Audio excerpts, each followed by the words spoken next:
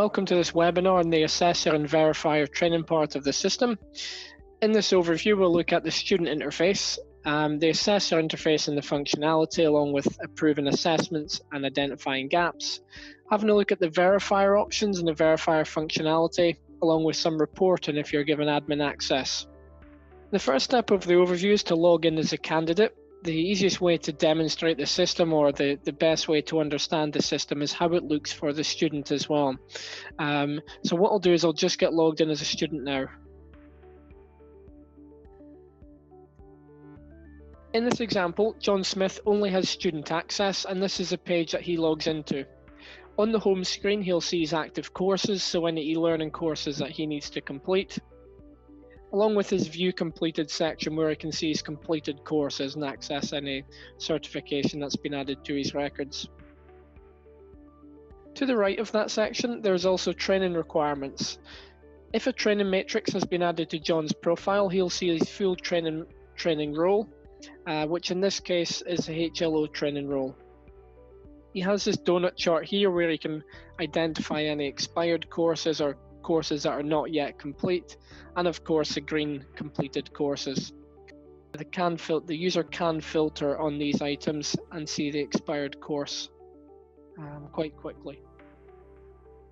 Coming back to the training requirements tab, if the user also expands or presses on the plus sign for the role, they'll be able to see all of the requirements that are needed to be competent within this training role.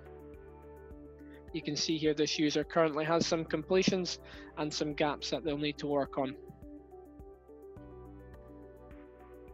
The second tab, after My Training, is the My Competence tab.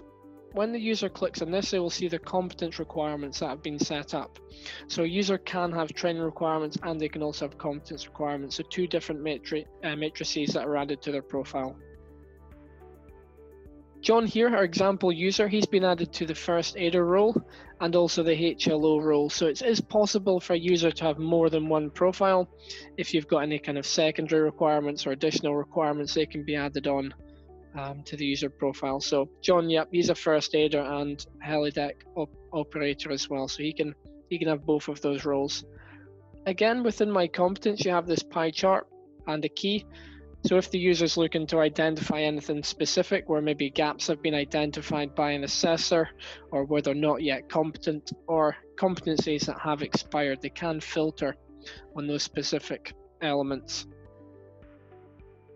Competence Requirement tab will allow the user to expand the role, and they'll see the requirements that have been asked for them.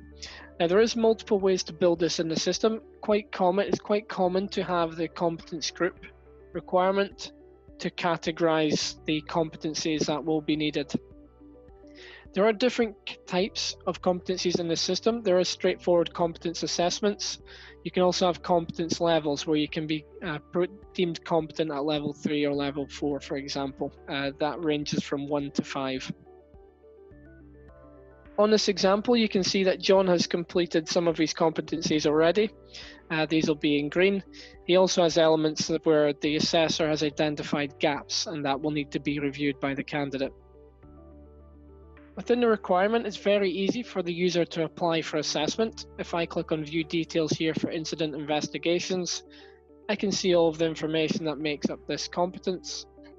I can see what the suggested evidence is, and towards the bottom, I can add the evidence that I want to support my assessment. So the candidate has two options here, one to add from Evidence Locker and one to upload document that's not already in the system.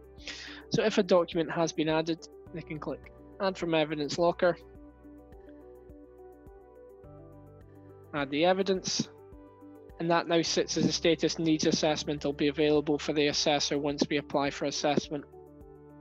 Once a candidate has added all the relevant evidence, the only step for them to now complete is apply for assessment. They can at this point add an evidence relevant summary in, so if they want to summarize the evidence that's being provided, they can add that so that the assessor can see it. Apply for assessment. That changes the status of this requirement to in progress and will now be available for the assessor to accept or reject. There's also a comment section and a support material box. The comment section allows a back and forward conversation with the candidate and the assessor. So if there's any questions that need to be asked, or if the assessor has any feedback on the requirement, they can put that in there and both will be able to see that conversation history. There's also the support material tab. So if there's any additional documentation to support the assessment, the candidate will be able to view that within there. Just jumping back to the My Competence tab before we log in as the assessor to take a look at how that's actually approved in the system. There is other tabs along the top that's available for the students. So they've got the option for Needs My Attention. That's any requirement that's read or gaps identified where they can review those. There is sections for requirements history and other competence. So if a requirement date's set for a role and is no longer needed, it will be still visible for the user in the history tab so they don't lose anything that they've completed before. Same with other competence. If the requirement has been completely removed from the profile, they will see the completed competencies in the other competence tab. The student also has access to the evidence locker. So in here, they can see any evidence that they've uploaded previously and saved into the locker, the date that was generated and the reference code. They can also view and download that evidence from this part of the system. So if they're looking to extract any information from the system, they can do that. They can also see where that evidence has been used, which competencies they've got that sitting against. The download option is in the top right-hand corner if they want to take a copy of the evidence that they've submitted. The final step is the assessment plans. We'll view assessment plans as the assessor, as it's up to the assessor to actually create the individual assessment plan for the user. So we'll take a look at that when we're logged in as the assessor, which we'll just move on to now.